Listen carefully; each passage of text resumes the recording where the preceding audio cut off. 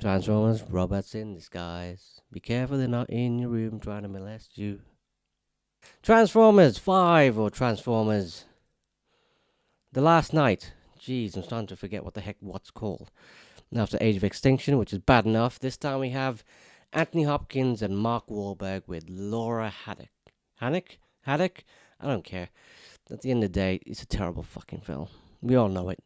I know it. You know it. And the people that didn't turn up today know it. What can I say about this? What should I say about this? What can I not say about this? It's, I guess it's more understandable than the other films. The plot actually makes sense. That's the surprise. Unfortunately, the robots in this are a bit weird. There's no racial stuff in it. There's no stupid stuff in it. Oh wait, there is. What am I talking about? Marky Mark playing Cad Yeager. What a stupid name. Anthony Hopkins, complete waste of time, but you can tell he had some fun doing this film, I guess. Doing some incredibly stupid lines. And then you've got, yeah, Laura Haddock. Sounds like a fish. Anyway, the entire premise is basically Transformers being around for a very long time in the age of King Arthur and Merlin and whatever the heck, which is really, really weird. The entire film is just a bit. Well, I guess this is the end of the franchise because this is just boring. It was shorter than fourth film, sorry, which was like nearly 3 hours, but it was shorter. That didn't really tell you anything, but at least the plot made sense. I'll give it that. Andy Hopkins is doing buckets, but he's getting his paycheck. I'll give you that much. It's just all around beautifully messed up film. In fact, to the point that everybody's taking the mick that Transformers just like a bunch of, you know, robots in a scrap heap, and this time we actually have a scrapyard.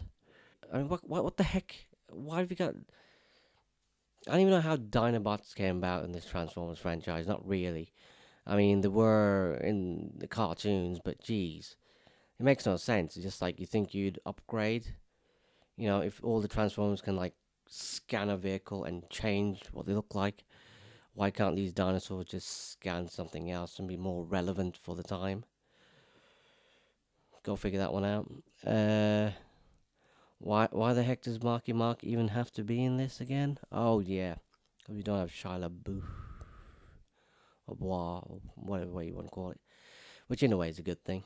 The plot premise of this film is you've got Transformers again. This time Optimus Prime is somewhere in space.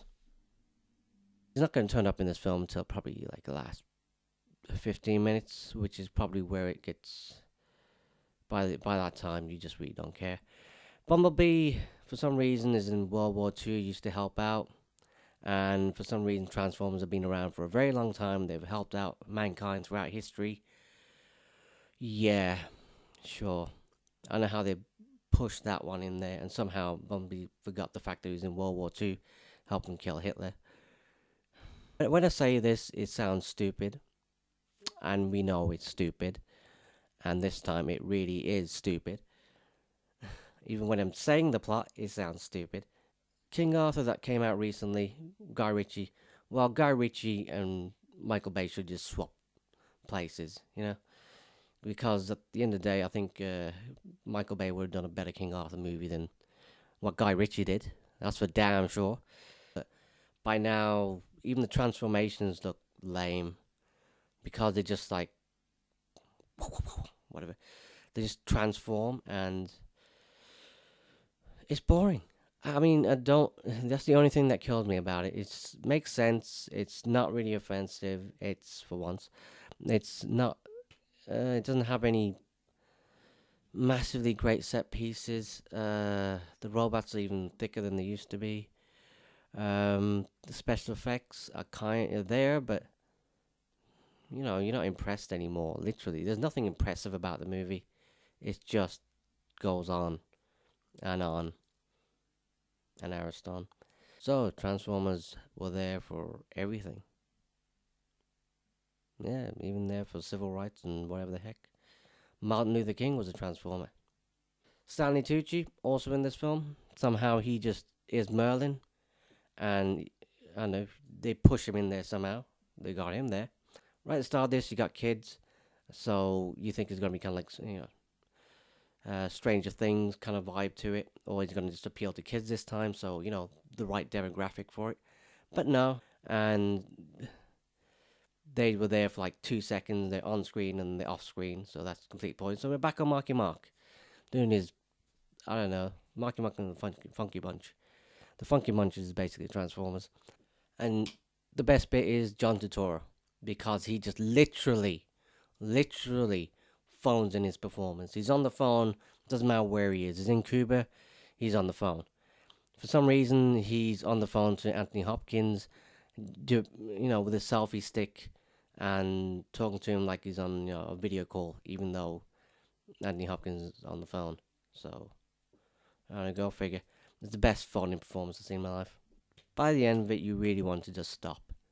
It's least offensive, and the plot kind of makes sense, and the overall feel of it is it's going along, and it doesn't annoy the hell out of you as much as the rest of the films did. But you know what? I've had enough. I mean, the first one everybody gave a pass to. Second one was just terrible, even though that made probably the most money. Third one, they called Dark of the Moon, because nobody wants to mistake for Pink Floyd for Dark Side of the Moon. Fourth was Age of Extinction, and this one's called Last Night, which I keep forgetting it's called Last Night. It should just be called The Last Transformers, because, you know what? There's nothing else you can do from this. We're done. We're literally done. That's it. You can't do anymore unless you want to do reboots or just spin it off in different. No, don't spin it off. I guess the Bumblebee movie isn't going to happen. Not that I need to see it. Oh, Bumblebee finally gets his voice box, which, who cares by now? You've ruined it for the last 4 movies, and why am I expecting anything more from this? What the hell do you think?